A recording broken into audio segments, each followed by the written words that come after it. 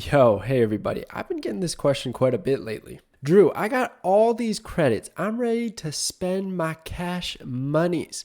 But what cards should I get? I only just got into Pool 3 or Series 3, whatever you want to call it nowadays, and I don't know which cards to get. Well, I have a few things to tell you. One, get the card that you want. Don't let anyone tell you that the card that you want isn't good or whatever. Like, if you have fun with it, if you think it'll fit a deck that you're interested in making, buy that card. Two, there's a lot of content creators making a video exactly like this. You should go check them out and just put all the answers together to figure out the card that you really want. There's a lot of incredible content out there and good tips on which cards to get. What I'm going to aim to do is I've got every single Series 3 card that's in the game right now, and I got its effect so that at least you can read about it. I imagine if you're interested in buying Series 3 cards, you might not know what they all do. So I've got every single one with its effect on screen here, and I've broken it up into tiers on a bunch of things. Like, it's not just power level what I tried to aim to do here. It was more like frequency that it shows up in decks. So if I craft this card, I buy it or whatever you want to call it, will I actually get value? Will I be able to put it in a variety of decks, or is it just going to go in one deck and then I don't really like that deck, so I never play it and then it was a waste of tokens? Like, that feels bad. I'm trying to avoid that with this list. And this list is not perfect. It is based on my experiences, okay? So you can have your different opinion. That is totally fine. If there's a card that I put in the D tier that you love and you want to buy, dude, buy it. So we got Series 3 here. So Series 3 starts at collection level 464.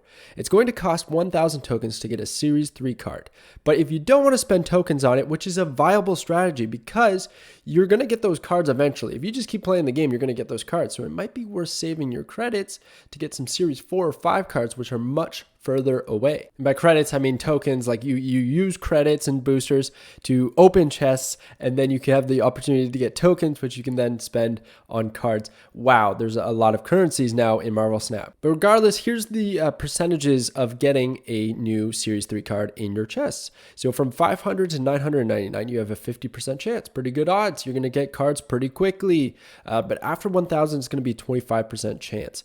I finished my collection at level 3,100. So I say around there. I think I was on the later end. I've seen people finish in 2,800s. So you can expect to finish around there. You can just collect cards. You don't have to spend the tokens on it. But I see two sides. You could either save your tokens to use it on Series 4 and 5 cards, which are more expensive because those are further away. It's going to take you longer to play with those cards. Or you can go for the Series 3 ones, which might have a little bit more of an impact in the meta if you're being competitive and you just want to get good cards now. It might be a good strategy to just use it, and then you can get more cards quickly in Series 3, right? Because it only costs 1,000 tokens. So there's no right or wrong answer here. At the end of the day, it's your currency. It's the cards that you want to get, so just get what you want to get. That's my best advice for you. But let's get into the tier lists. All right, so kicking it off, we have the D tier. Now, something I want to make very clear.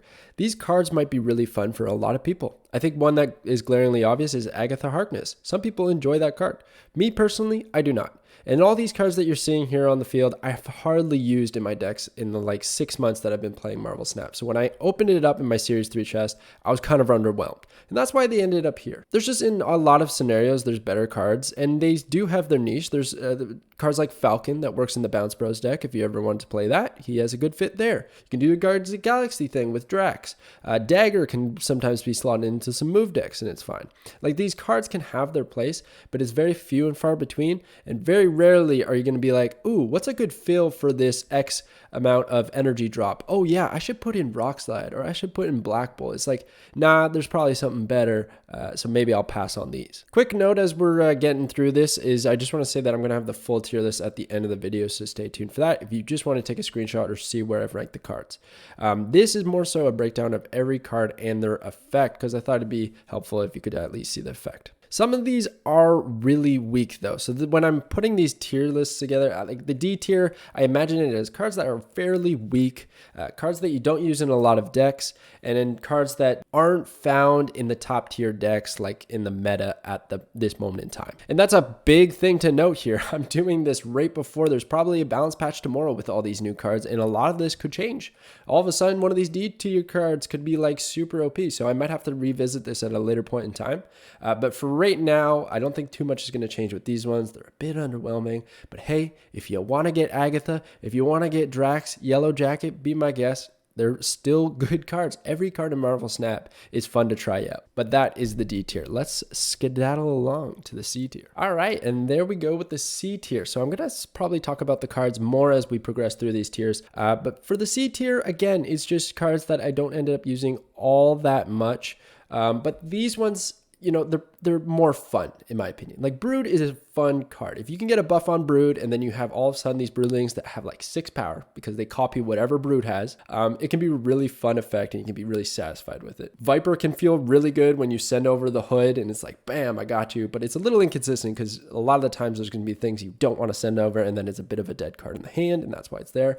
I personally do really love Goose, but it's an easy cut because sometimes it might not actually benefit you. Sometimes actually I screw myself over by playing Goose, and then I ran out of available space for my later game cards, which is just because I'm a scrub. But you know, it'll happen, right?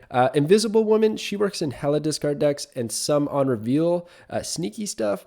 But I find sometimes it's just a bit awkward because you can only have 4 cards at a location, and when I use one up for Invisible Woman, I'm a bit disappointed. I'd rather something else there, but it can be an anti-counter card if you want. Wasp is actually a really good card, but it's just like it's just not that fun. Like, why would you spend 1,000 tokens on Wasp? Like, I just don't know if I would do that, right? Wasp is good because you can use it in Lockjaw cycle decks. So you throw Wasp out, it puts something back in the deck, and then another card comes out. Or no ability decks, right? With Patriot and Mystique giving buffs, and then all of a sudden you have a 0 for 5 power or something like that, and it's really good value. You can throw it out on 6 with your 6 drop. So Wasp isn't that bad. But again, like, would you spend 1,000 coins, or tokens rather, on these cards? Like, I just don't really see a reason to do that. Why don't you just upgrade your collection in Series 3 because you're already there, you're starting to collect the cards, get these just naturally, and then there's some more enticing ones that we'll get into. Sort of kind of like the B tier, but only kind of because it's the B tier. And the B tier is just right smack dab in the middle. It can be really fun. You can put these cards in a variety of decks, but maybe not the best. Maybe you just end up cutting them for one reason or another. So cards that I like are Kingpin. Kingpin is really fun. When a card moves here on turn 6, destroy. And that's a feel-good effect. Like that, when you can pull that off with a card like Arrow and Magneto, which we're going to get to soon, it is a very fun effect. Gambit is another fun one. Gambit, discard a card from your hand, destroy a random enemy card. When you set this up with Wong and all kinds of on-reveal stuff, it's hilarious watching your opponent's board just like dissolve and get destroyed. Meanwhile, you're just shooting cards out at everybody. It's hilarious. One that's probably controversial is Rogue. I think a lot of people like Rogue. For me, I find her a bit underwhelming because I'm just not a fan of relying on what my opponent might bring to the table. I'd rather just be confident in my own deck and my cards rather than hoping they have an ongoing effect that I can steal. It can be a game changer though. You can win a game. You can steal a Devil Dino's effect and then boom, your Rogue is huge and your opponent's Dino is just like a little baby raptor. So it's pretty fun. And then you got things like Debris, shooting out rocks. Honestly, I kind of hate Debris a little bit just because the rocks are annoying. Even if I'm working with them on my side, I'm just like, this is too clustered. It's giving me OCD problems. I'm not happy with this. I feel like I need to clean it. Where's my broom? Juggernaut's a surprisingly good card. You pair Juggernaut with Storm, and then you storm the location, it's flooded. Your opponent probably commits resources there because they don't want to lose that location. You Juggernaut it, and then bam, you'll win that location. It's a great little fancy combo. But the only thing with Jug is that if you whiff and you don't move anything, then it might be disappointing, and you don't really know when you want to throw them out. But sometimes on turn 6, it can win you the game. So Jug is a pretty fun card. But again, do you spend 1,000 tokens on these guys? I don't know if you do. I think you just kind of wait. They're not necessary for a lot of the top tier meta decks. Like a few maybe is like Taskmaster in Deathpool decks. That's where you destroy Deadpool frequently and then he becomes a really big power and then you can throw him out on turn 6 with Taskmaster who copies his power. Like maybe if you're going for that. And another thing that while we're progressing through these tier lists is that if you get certain cards just naturally through your chests, it might be worth it holding onto your tokens so that you can get buy cards that synergize with your existing collection, right? So you get Deadpool randomly from a chest, and then it's like, oh, you know what would actually be a good addition is Taskmaster. So why don't I save my tokens to get Taskmaster, and then I can kind of build the deck that I want. Like, don't just swan dive into Series 3 and be like, because somebody told you the top 5 are the best, you're going to just save your tokens and only get those top 5. Because they might have nothing to do with each other, and then you have a bunch of half decks, and that might not be worth it.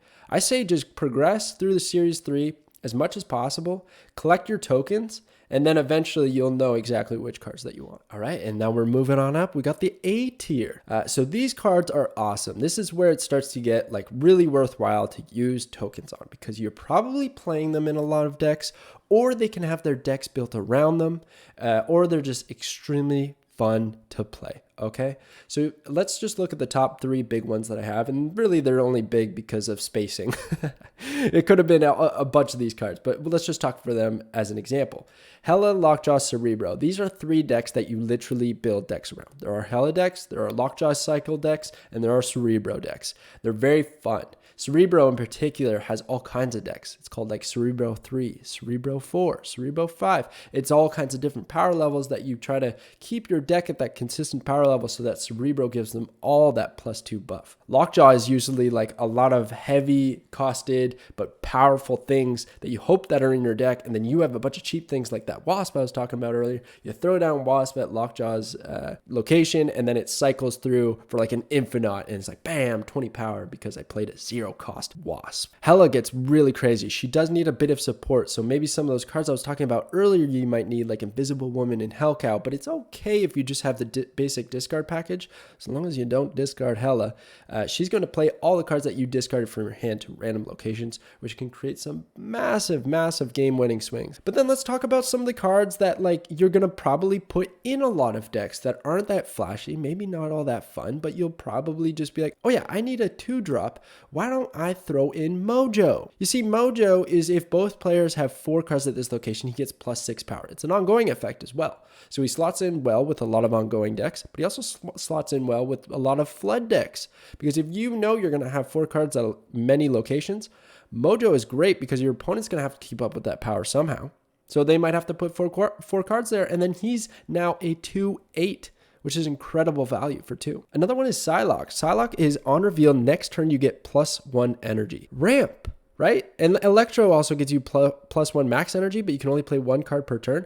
All of a sudden, now you can play ramp decks. So that means you can put multiple 6-cost cards in your deck, or maybe even find other opportunities to get even 3 6-cost cards, or just do some crazy combos with some 4s and 5s. It doesn't really matter. It just opens up those possibilities. So a lot of the time, I'm thinking of cards, and I have a 2-card combination. Let's say I want to do like some crazy like Arnim Zola, Odin, and Black Panther combinations, whatever, right? Well, then I can't really do that because Arnim and Odin are 6. Well, why don't I ramp into it with Electro, or somehow like with Psylocke, or Magic is another one that allows to turn a location into limbo, which provides a 7th turn in the game, which is crazy. It's just another ramp opportunity. She used to be a little bit better. She would have been S tier, but she got nerfed so that she can't be played on turn 6. She was crazy before then. And yeah, there's just a bunch of other really fun pieces. Dr. Doom throwing out Doom bots is really good. That's 15 power for 6, like really good value there. Magneto might be one of the better 6s in the game. And you can put him in a lot of decks because he's just disrupting your opponent's cards by moving opposing 3 and 4 cost cards. And then Venom is a great destroy tool, right? Destroy your other cards at this location, add their power to this card. So maybe they have a negative effect like Typhoid Mary, right? She gives -1 power to all your other cards. Well, he can gobble her up, preserve her 10 power, but eliminate that effect. And that's just like one scenario where you could use Venom. There's many more. And we got Deadpool here, which is another destroy synergy guy, right? You destroy him, he doubles his power, he goes back to the hand. Now you got Deadpool decks, which are really fun to play. Mysterio is a fantastic value card. He's 5 power and he puts 2 illusions at the other locations, so your opponent doesn't know where that 5 power is hidden. It can make for some really big swings, and actually each one of those cards, the Illusions and Mysterio, counts as a played card. So your things like Bishop or Angela are going to get their respective buffs because those cards were played at their locations. The Hood is one of the most valuable ones. He's a -2 power. It looks kind of silly because you don't see the Demon, but the Demon is a 1 cost 6 power card. So the idea is to just destroy the Hood so that you got a 1 for 6, which is really good value. Daredevil had his own season pass. He's on turn 5. You get to see your opponent's plays before you make your own. Such a fun card. That's why this guy is here. He's also very good. But when you pair this with Hobgoblin or Professor X, you insta win a location on turn 5 if a few things have been set up. It's very, very simple to pull off. And a lot of the times your opponent's just going to retreat because they're like, no, I was hoping to win on turn 6 and now they won location and now I have to find a way to win the other ones and it's just messy. So they get right out of there. Talking about a card that wins games is Arrow. Arrow might be one of the best cards. I couldn't put her in the S tier just yet because I don't know if she slots into every deck, but there's a Death Wave deck that I love to play where she absolutely shines. Basically, you just get a lot of power early on, and then on turn 6, you arrow your opponent's cards because it's going to move all enemy cards played that turn to her location. So you pull them off of your winning locations so that your opponent doesn't have a chance to overcome your power at those other locations, and then she goes over there. It's really, really good. It's super fun. And then some of the staple cards in like the Marvel universe that like are fun to collect and have really cool variants maybe, and just I had to put them here, is like Thor and Spider-Man. Effect wise, they're not the strongest, but you can build decks with them and they're also not the worst. Sometimes Spider-Man can win because you play him on 5 and your opponent can't play at that location on turn 6. Thor, getting Mjolnir into your deck, and then maybe you can get multiple Mjolnirs out, or you can trigger it a second time with Odin, and Mjolnir gives Thor +6, so he becomes 3 for 10, which is pretty good. And then lastly, the couple I'll go over. I get so hyped about these cards. They're all so much fun. Like I really encourage you to just like strive to get the full collection because it's fun to experiment with these cards. Like one thing I'm a little bit concerned about with the tokens is that people are just gonna like buy the cards that they want and then maybe they just like not play the game anymore because it's like, well, I got the ones that I want and then I'm done with it. One of the best experiences for me in Marvel Snap was progressing through the collection and then getting a new card and figuring out, okay, how can I make a deck that works with this card? Even though it's super weird, I didn't want it, but I got it now. So how do I make this work? And sometimes it wouldn't, but sometimes it would. And I felt like I was the one figuring out those strategies. And, you know, for me, that personally was a fun experience. But yeah, the last few that I want to talk about is Zero. So Zero has his own deck. He removes the abilities of the next card that you play, right? So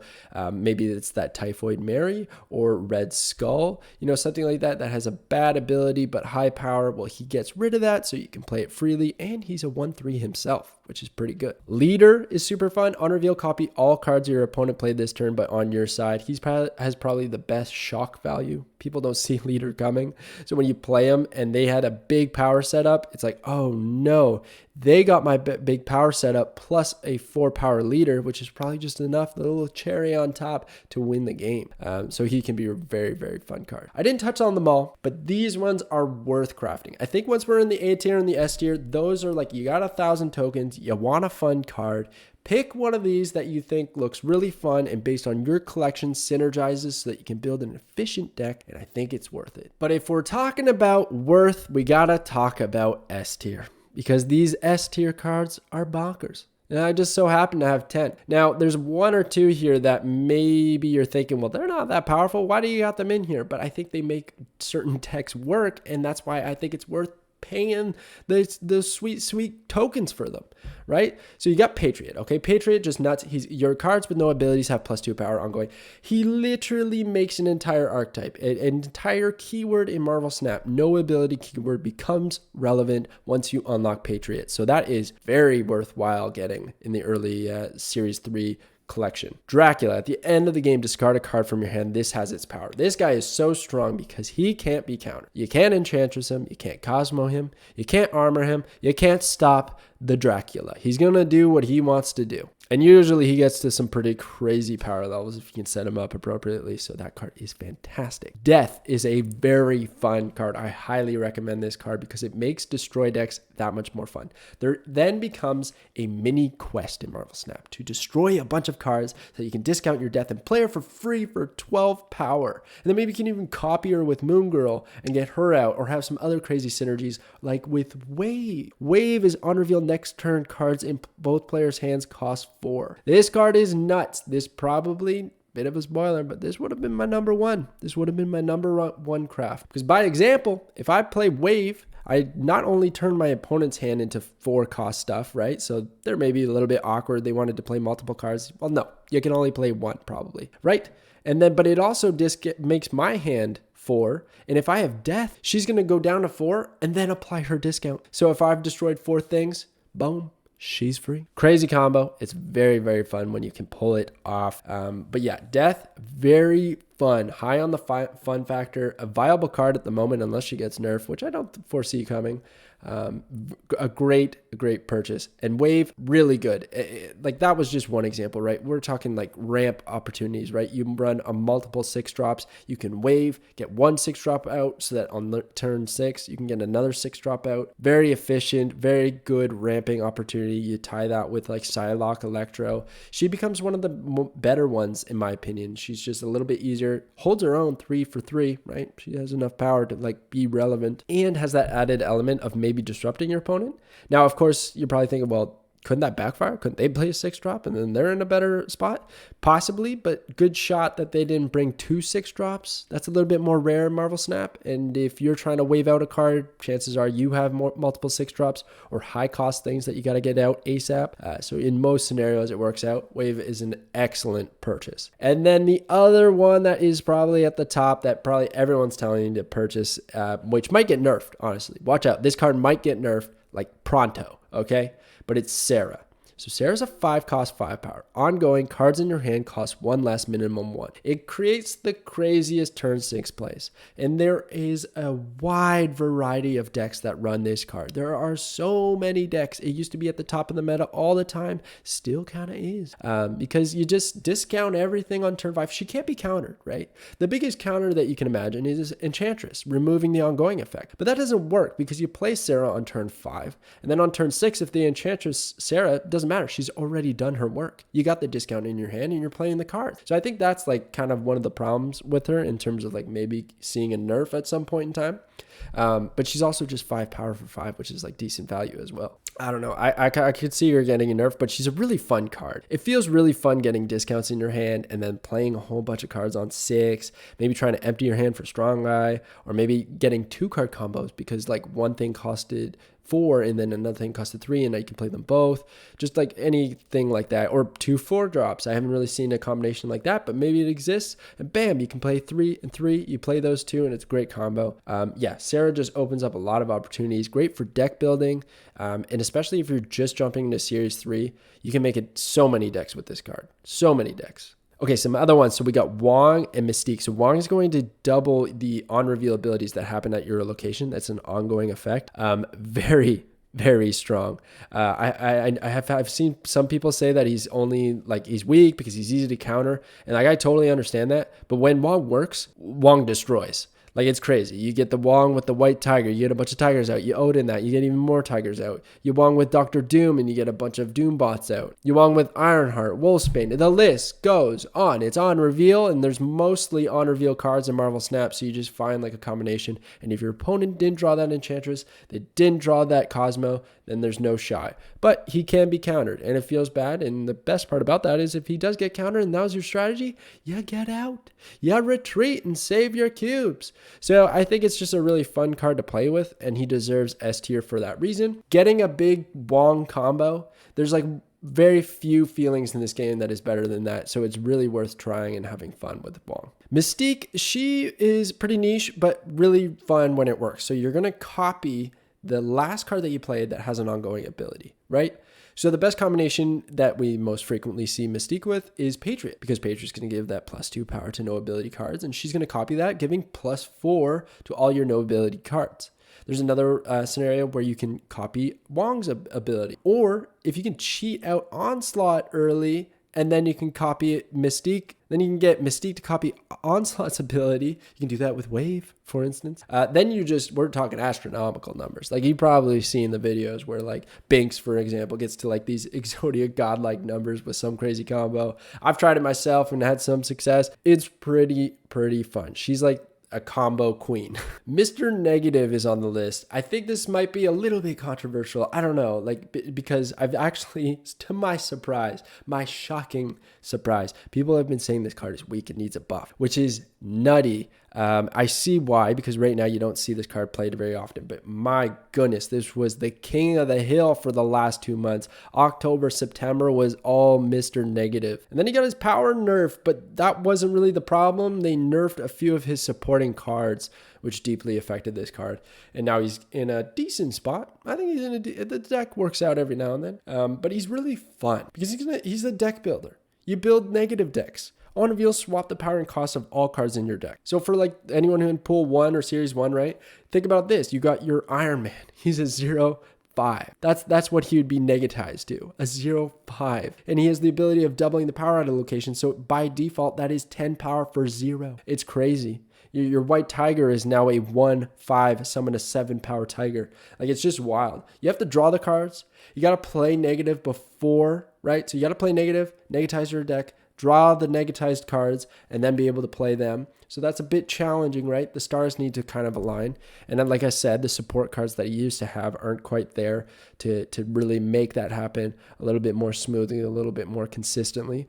But it's such a fun card. It's such a fun card to build those decks and have it work and demolish your opponents because you got all these negatized cards. It even changes the artwork. They have this like negative look to them and it looks so good. So I really like Mr. Negative for that reason. And lastly, I got the Human Torch here. And this is probably the most shocking one that people probably don't think deserves to be in this spot, but it's purely because if you like playing move decks, if you're in Series 1 and you like playing move decks, this guy's a staple. He's fantastic in move decks, and he's only ever going to get better as move decks continue to get support. So I think if you want to play a move deck with a little bit of extra oomph to it, a little bit of extra power, you can go with the Torch. It's a safe pick. I personally love playing Torch in my move decks. It's really fun seeing him get to like crazy powers like 16, 32, and then you Heimdall and bam, is he like even more than that? I once got him to over 200 power. The potential is through the roof, but you end up like committing maybe a little bit too much to the Torch, getting him moved around, which can be a bit nuts. But when you have the Torch in Vulture, you know, you already got Vulture from Series 2, but the Torch, right? Those two in particular are probably the best cards to move for a like cost to power output ratio. So I think it kind of gives the move decks a little bit extra edge instead of always going for that multiple man buff and that kind of play. Anyways, that's it for me. At the end of the day, I can't say this enough. Just get the cards that you want to play with because that is going to give you the most enjoyable experience in Marvel Snap. And then check everyone else out. There's so many awesome content creators out there that are crushing it with this game. I love watching them. You should check them out too. But anyways, guys, thank you so much for watching. I will catch you guys next time.